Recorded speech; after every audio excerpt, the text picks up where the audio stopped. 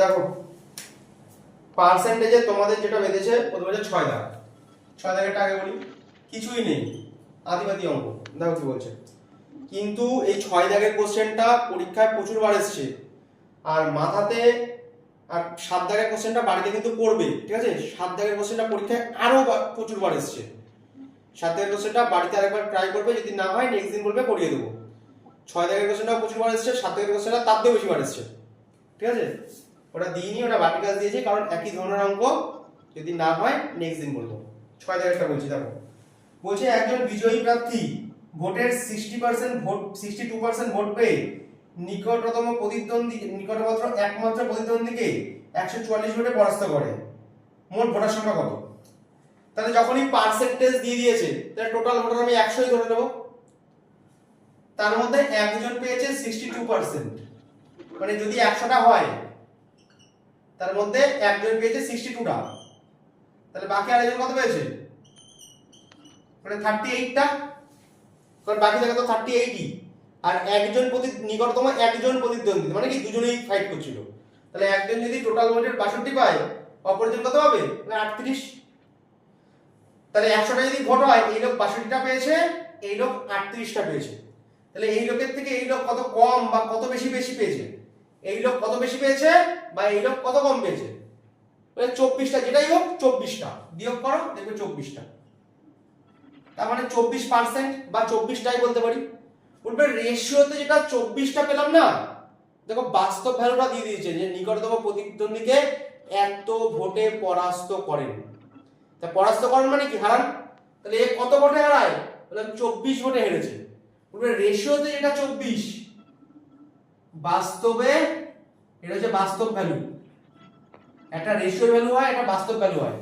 রেশিওতে এটা 24, বাস্তবে সেটা 144, ঠিক আছে? তাহলে একের ভ্যালু কত? বলবে একের ভ্যালু এই। তাহলে রেশিওতে যেটা 100 মানে টোটাল ভোট, তাহলে সেটা বাস্তবে কত? বলবো ক্যালকুলেশন করবো, বেরিয়ে যাবো। কাটলে কত হয়? বললাম 6। উত্তর কত হবে? 600 জন। আশা করবো বোঝা গেছে। তাহলে এখানে একজন 62% ভোট পেয়েছে, তাহলে একজন 38% ভোট পেয়েছে। তাহলে ধরে নিলাম 100টা যদি ভোট হয়, একজন 62 পেয়েছে, একজন 38টা পেয়েছে। তাহলে কত ভোটে হেরেছে? বললাম 24 ভোটে হেরেছে, বিয়োগ করলে বেরিয়ে যাবে। তো বলবে যেটা রেশিওতে 24, বাস্তবে 144। তো 24 মানে যদি 144 হয়, তো 100 মানে তো টোটাল, তাহলে 100 মানে কত? হয়ে গেল ক্যালকুলেশন, ঠিক আছে? এরপর 10 দাগ। দেখো 10 দাগের ক্যালকুলেশনটা করে তোমাদের একটা ক্যালকুলেশন করতে দেব, সেটা বলবে, সেটা লিখবে কি, তারপরে আমি বুঝতে পারবো যে ঠিকঠাক বুঝেছো কিনা। 10 দাগেরটা বলছি, বলেছে 180 টাকার 180 টাকার টাকা লিখি, দাগ না দিয়ে টাকা লিখি। 180 টাকার মানে গুণ দিয়েছে 0.12, 2 এর মাথায় বার, এত পার্সেন্ট ইজ ইকুয়াল টু কত? এইটা দিয়েছে। তবে কি করতে হবে? আমরা কিছুই না, সবার আগে শুধুমাত্র আমরা এইটুকখানির ক্যালকুলেশন করছি, ঠিক আছে? বাকি আর কিছু চোখ দেখবো না, শুধু এইটুকখানির ক্যালকুলেশন করছি। বললাম কিভাবে করতে হয়? বললাম এখানে যা ছিল সম্পূর্ণটা লিখতে হয়, লিখলাম। বলবে যতটুকুর মাথায়, এটা মানে কি বার রয়েছে বা পৌনমণিক রয়েছে, কিন্তু বার রয়েছে বা পৌনমণিক রয়েছে, ঠিক আছে? যেটুকখানির মাথায় পৌনমণিক থাকে না, সেইটুকখানি বিয়োগ করতে হয়। বিয়োগ করবো কত? 1, ঠিক আছে? তাহলে টোটাল 12, যেটুকখানি থাকে না সেটুকখানি বিয়োগ করতে হয়। উপরেটুকুর কাজ মিটে গেল। এবার নিচে আসবে, বললাম যতগুলোর মাথায় পৌনমণিক আছে ততগুলো 9 লিখবো। তা কটার মাথায় আছে? বললাম একটার মাথায়, তাহলে একটা 9। এখনো শেষ হয়নি, ভালো করে এই লাস্ট লাইনটা আবার বুঝবে, যেটা বললাম যতগুলো আছে ততগুলো 9।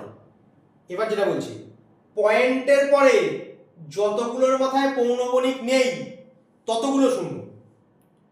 যতগুলোর মাথায় আছে ততগুলো নয়।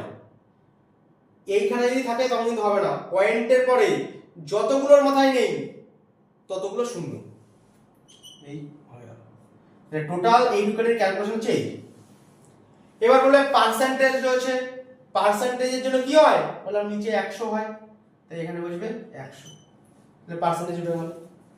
এবার কি আছে 180 টাকা লিখে ফেলো, লিখলাম 180 টাকা গুণ উত্তর কিসে দিয়েছে, তাহলে এইটুকুখানি ক্যালকুলেশন করলে এই হলো, এটা লিখে ফেললাম। উত্তর কিসে দিয়েছে, উত্তর দিয়েছে পয়সায়। তাহলে টাকাকে পয়সায় পরিণত করতে গেলে কি করতে হয় বললাম 100 দিয়ে গুণ করতে হয়, তাই 100 দিয়ে গুণ করে দিলাম যেহেতু পয়সায় উত্তর দিয়েছে। এবার ক্যালকুলেশন, এটার সঙ্গে এটা কাটা, 90 দিয়ে কাটলে 2, 2 ইন্টু 11 কত হয় বলে 22 পয়সা। ঠিক আছে, আশা করবো বুঝতে পেরেছো। বলছি 12 মাইনাস 1 কেন হলো? টোটাল যেটুকখানি থাকে সেটুকখানি লিখতে হয়, যেটুকখানির মধ্যে কোনো গণিত থাকে না সেটুকখানি বিয়োগ করতে হয়, এটাই নিয়ম। আচ্ছা আচ্ছা ঠিক আছে, আচ্ছা আবার 1 এ 2 থাকলে তাহলে -2 হতো। হ্যাঁ একদম। এই দিয়ে একটা কাজ দিয়ে দিচ্ছি, বাড়িতে করে আনবে, বাড়িতে করে আনবে মানে আমাকে গ্রুপে করে পাঠিয়ে দেবে যে এই হয় ব্যাপারটা। ঠিক আছে, তাহলে আমি বুঝতে পারবো বুঝেছো কিনা। একটা দিয়ে দিলাম কাজ, 28.4232 এইটার ভগ্নাংশে ভ্যালু কত হয় আমাকে তোমরা গ্রুপে পাঠাবে, সেন্ড করবে, গ্রুপে পাঠালেই হবে। ঠিক আছে, 28.42322 এটার মধ্যে 15 মিনিট রয়েছে। কি হয় এই এত ক্যালকুলেশন কিছু করতে হবে না, শুধু এইটুকখানি জিনিসটা করেই আমাকে পাঠালে হবে, আর লাগবে না কিছু, তাই বুঝে যাবো কত হয়। ঠিক আছে, বুঝলাম।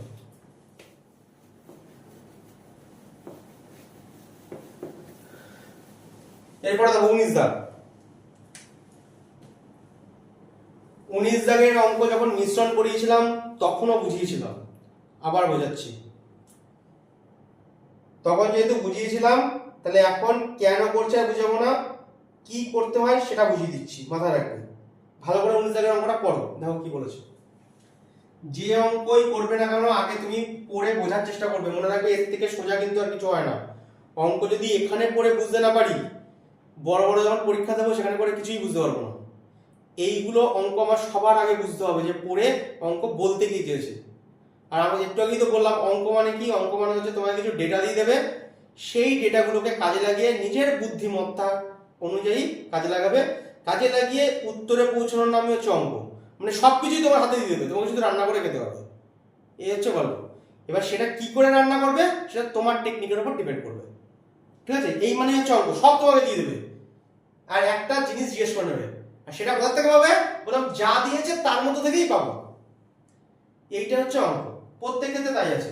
সেটাকে তোমাকে বুঝতে হবে যে অ্যাপ্লাই কিভাবে করতে হয় আর কিভাবে সহজে অ্যাপ্লাই করতে হয়। কারণ অনেকে বড়ভাবেও করবে, ছোটবেলা থেকে আমরা বড়ভাবে শিখেছি, কিন্তু সেরকম ভাবে করলে তো আর হবে না, টাইমের মধ্যে নামাতে হবে জিনিসটা। আর তার জন্য আমাকে শর্ট প্রসেসগুলো শিখতে হবে। আর তার জন্য কি দরকার, কনসেপ্ট স্ট্রং হওয়া দরকার। যতক্ষণ না কনসেপ্ট স্ট্রং হবে ততক্ষণ আমরা করতে পারবো না সঠিক।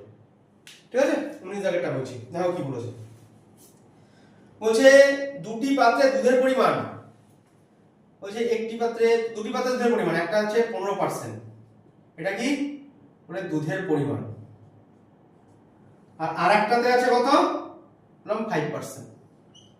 এই ধরনের অঙ্ক কিন্তু মিক্সচারে পড়িয়েছিলেন, একটাতে দুধের পরিমাণ এত পার্সেন্ট আছে, একটাতে এত পার্সেন্ট আছে। তার মানে এটা কি একটু গাঢ়, কারণ 15% দুধ আছে, মানে যত আছে তার 15% দুধ আছে, আর এটা 5% দুধ আছে, মানে কি এটা একটু পাতলা টাইপের আর একটু গাঢ় টাইপের। এবার কি বলেছে, প্রথম পাত্রের থেকে 7 তোলা হলো। 7 মানে বলবো 7 লিটার তুলে নিলাম, একটা 7 লিটারের মগ দিয়ে তুলে নিলাম 7 লিটার মাল। আর দ্বিতীয়টার থেকে 8 তোলা হলো, মনে করো 8 লিটার মাল তুলে নিলাম। তুলে মিশ্রণ করলে দুধের শতকরা পরিমাণ কি হবে। তার মানে তোমাকে কি বলতে চেয়েছে অঙ্কে, বললাম প্রথম পাত্রে এই হিসাবে দুধ রয়েছে 15% দুধ, মানে একটু গাঢ় টাইপের। আর দ্বিতীয় ক্ষেত্রে কি বলেছে 5% দুধ রয়েছে, মানে একটু পাতলা টাইপের। তাহলে প্রথমটার থেকে 7 মানে মনে করছে 7 লিটার তুললাম, আর দ্বিতীয়টা থেকে কি করলাম 8 লিটার তুললাম। যদি তুলে মেশানো হয় তাহলে দুধের শতকরা পরিমাণ কত হবে সেই অঙ্কটা আমাকে চেয়েছে, ঠিক আছে। এবার একটা জিনিস বলো, এটা তো ভেজালের মধ্যে, মানে 5% দুধ রয়েছে, মানে এর সঙ্গে যদি ভালো মাল মেশাই তাহলে পার্সেন্টেজ বাড়বে, আর এটা তো ভালো মাল। এর সঙ্গে যদি খারাপ মেশাই তাহলে পার্সেন্টেজ কমবে। তাহলে পার্সেন্টেজে কি হবে বললাম, না 5 থেকে ছোট হবে, না 15 থেকে বড় হবে। কারণ ভালোর সঙ্গে খারাপ মেশাচ্ছি তাই কমবে, আর খারাপের সঙ্গে ভালো মেশাচ্ছি তাই বাড়বে। তাহলে পার্সেন্টেজটা কিরকম আকারে থাকবে বললাম, এই দুটোরই কোনো একটা মিডিল ভ্যালু হবে। এই দুটো আমরা বুঝেছি। এগুলো অনেক নিয়মে করা যায়, যেটা বলবো সেই নিয়মেই করব। কেন করছি আর বলছি না, মনে করো এইভাবেই করতে হয়। তাহলে বুঝতে পারলাম কি, যে এই দুটোর মিডিল ভ্যালুই কোনো একটা হবে, কারণ ভালোর সঙ্গে খারাপ আর খারাপের সঙ্গে ভালো মেশাচ্ছি, তাহলে এই দুটোর মিডিল ভ্যালুই হবে। কিভাবে বের করবো? করতে হয় এটার সাথে এটা গুণ, 7 15 105। যখন মিশ্রণের অঙ্কটার ভিডিওটা এখনো দেওয়া হয়নি ইউটিউবে, যখন দেব তখন এই টাইপের অঙ্কটা ওখানে পাবে, ওখানে আর একবার দেখে নিও, তাহলে বুঝতে পারবে যে কেন করেছি। এখন কি করতে হয় সেটা বলে দিলাম। মিশ্রণের ভিডিওটা কদিন পরে দিয়ে দেবো, সেখানে দেখে নিও। ওই মিডিলের অঙ্কের মতোই রয়েছে, ওই কত 15-16 দাগের মধ্যে রয়েছে, ঠিক আছে। একটু দেখে নিও, 15-16 না, লাস্টের দিকে রয়েছে মনে হয়, একটু দেখে নিও। ওই 26-25 এরকম দাগে রয়েছে, ঠিক আছে। সেই অঙ্কে পাবে তোমরা যে কেন করতে হয়, কি করতে হয় তাই বলে দিচ্ছি। এটার সাথে এটা গুণ করতে হয়, 7 15 105, প্লাস এটার সাথে এটাকে গুণ করতে হয় 50টা 40, বাই টোটাল কোয়ান্টিটি। যা হবে সেটাই উত্তর, তত পার্সেন্ট উত্তর। এখান থেকে ডাইরেক্ট পার্সেন্টেজ বের হবে। তাহলে এটার সাথে এটা গুণ, এটার সাথে এটা গুণ, বাই টোটাল কোয়ান্টিটি, মানে 15 লিটার মেশানো হচ্ছে। যা উত্তর হবে সেটাই উত্তর। কত হয় দেখি, বলে তত পার্সেন্টই উত্তর হবে। দেখো না কি হয়, কত হয় 145। 5 দিয়ে কাটলাম 3, 5 দিয়ে কাটলে 29। তাহলে 29/3 করলে কি হয় বললাম, 3 নং 27, 28 29, 9 15 2-3%। বললাম না, ঠিক এদের কোনো একটা মিডিলের ভ্যালু হবে, একদম মিডিল ভ্যালু হবে না, মিডিলের কোনো একটা ভ্যালু হবে। তাহলে কি হবে বললাম, 9 15 2-3% দুধ হবে। তাহলে এইটার সঙ্গে ভালো মেশাচ্ছি, এটার সঙ্গে খারাপ মেশাচ্ছি, তাহলে কি ভ্যালু পাওয়া যাবে, কারণ এদেরই মিডিলের কোনো একটা ভ্যালু পেয়ে যাবে। আর সেটা কি হয় বার করে, এটার সাথে এটা গুণ, এটার সাথে এটা গুণ, বাই টোটাল কোয়ান্টিটি করলে কি পাওয়া যায়, কত লিটার ওই মিশ্রণটায় দুধের পরিমাণ কত আছে তত পাওয়া যায়, ঠিক আছে। কি করতে হয় বলে দিলাম, কেন করতে হয়, কেন করতে হয় জন্য আরো 2-3 লাইন এক্সট্রা করতে হতো, সেটা আমি দেখিয়ে দিয়েছি মিশ্রণে, ঠিক আছে অলরেডি। আর একবার দেখে নিও ভিডিওটা, কোনো অসুবিধা নেই, পারবে, সেটা একদম বেসিক। তাহলে এই করতে হয়। মিশ্রণের ভিডিওটা কদিন পর দিয়ে দিচ্ছি, সেখানে দেখে নিও। কোশ্চেন সেট হয়নি তাই 22 একটা বলছি, 22 দাগো যা 24 দাগো তাই, সেম টাইপের অঙ্ক। একটা বলে দেবো, বুঝে ফেলতে পারবে, কোনো অসুবিধা নেই। 22 পারলেই 24 পারবে, ঠিক আছে। দেখো 22 একটা বলছে এখানে যে কোশ্চেনটা দিয়েছে সেটা ছাড়াও আরো কিছু দেয়, আমি বলে দিচ্ছি কি দেয়। বলছে দুটি সংখ্যা তৃতীয় সংখ্যার থেকে যথাক্রমে 8% এবং 32% বেশি। তাহলে দুটি সংখ্যা আছে, মনে করো একটা ফার্স্ট নাম্বার আর একটা সেকেন্ড নাম্বার, ঠিক আছে। এটা ফার্স্ট নাম্বার, এটা সেকেন্ড নাম্বার। সেটা কি বলবে, তৃতীয় সংখ্যার থেকে এত বেশি। তাহলে থার্ড আরেকটা সংখ্যাও আছে, যেহেতু পার্সেন্টেজ বলেছে আর তৃতীয় সংখ্যাটাকে বেস মেনেছে, তাই তৃতীয় সংখ্যাটা ধরে নেবে 100। তৃতীয় সংখ্যাটা যদি 100 হয়, প্রথমটা 8 বেশি, তাহলে 8 বেশি হলে কত হবে, মানে 108। আর দ্বিতীয়টা কত বলেছে, দ্বিতীয়টা বলেছে 32 বেশি, তাহলে এটা যদি 100 হয়, এটা 32 বেশি, তাহলে হবে কত, বলবে 132।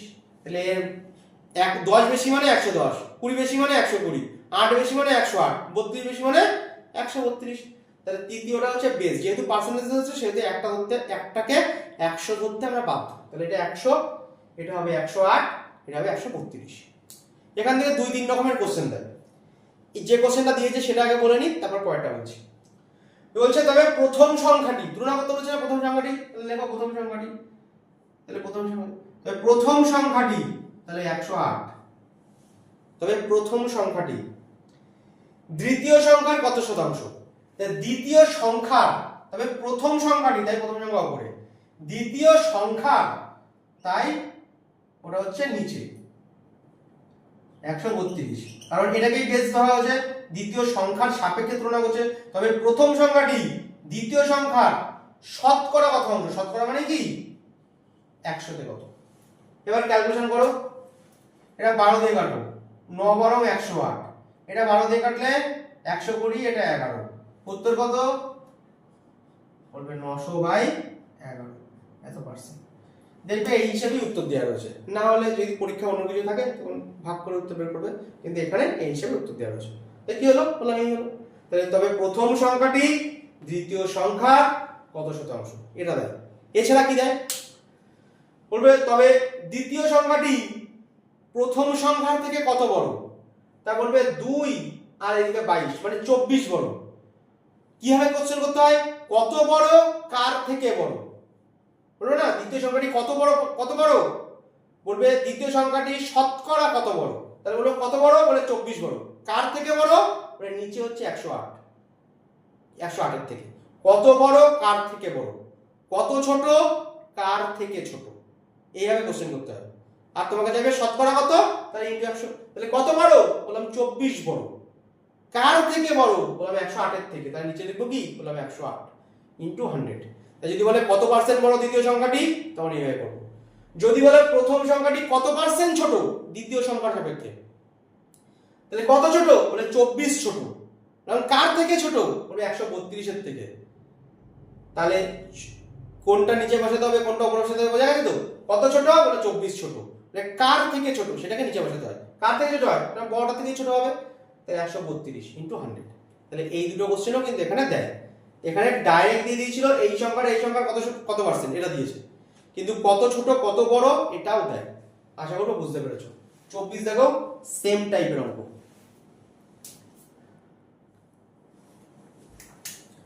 15 দাগ কি বলেছে? বলছে কোন সংখ্যার 12.5% 20 হলে 60% কত? একদম সোজা। তা 12.5 কে ওরকম না লিখে আমরা এরকম লিখলাম, কোন সংখ্যার 12.5%, এটা লিখতেই পারি 1 এর 2 না লিখে এরকম। 12.5% মানে কত? বলছে 20। তাহলে বলতে 60% এর ভ্যালু কত? তাহলে বলবে 1 মানে হচ্ছে এই 60% ভ্যালু কত? তাহলে 60% মানে হচ্ছে এই। ক্যালকুলেশন করব, পার্সেন্টটা দেওয়ার দরকার নেই, এখানেও পার্সেন্ট কেটে যায়। তারপর ক্যালকুলেশন করব, যা উত্তর তাই উত্তর। পয়েন্ট তুললাম, একটা শূন্য হয়, এখানেই শূন্য বসিয়ে দিলাম। 25 দিয়ে কাটছি, 25 দিয়ে কাটলে 5 আর উপরে 8, 5 12 60, 8 12 96। কঠিন অঙ্ক কি? কঠিন অঙ্ক না, কিন্তু একটু বোঝার অসুবিধা ছিল। নেক্সট অঙ্ক বলছি 17 দাগ। দেখো কি বলছে, বুঝলাম। 17 দাগ দেখো, 17 দাগও যা, ওইদিকে লাস্ট অঙ্কটাও একই টাইপের অঙ্ক, দুটোই বলে দিচ্ছি। 17 দাগও যা,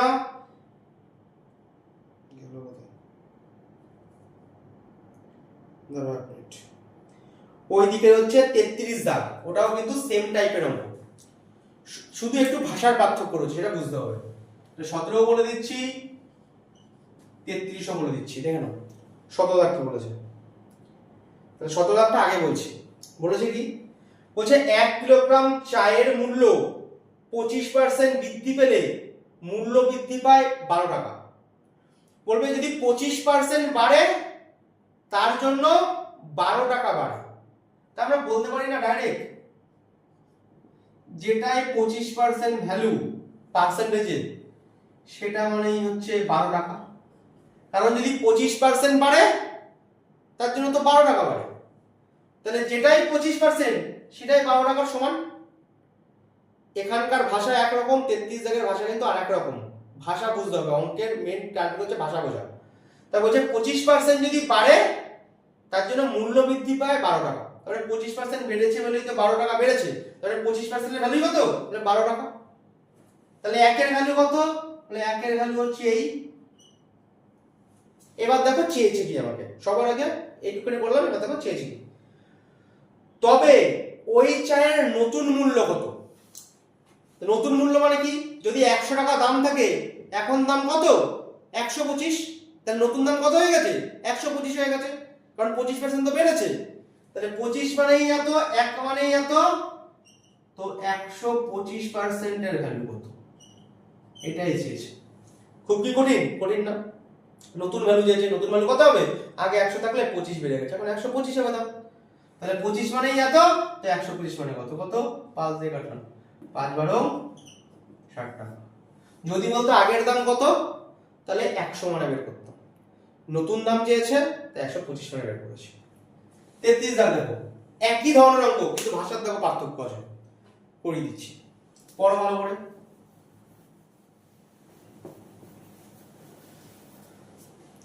33 দাগ দেখো কি বলছে।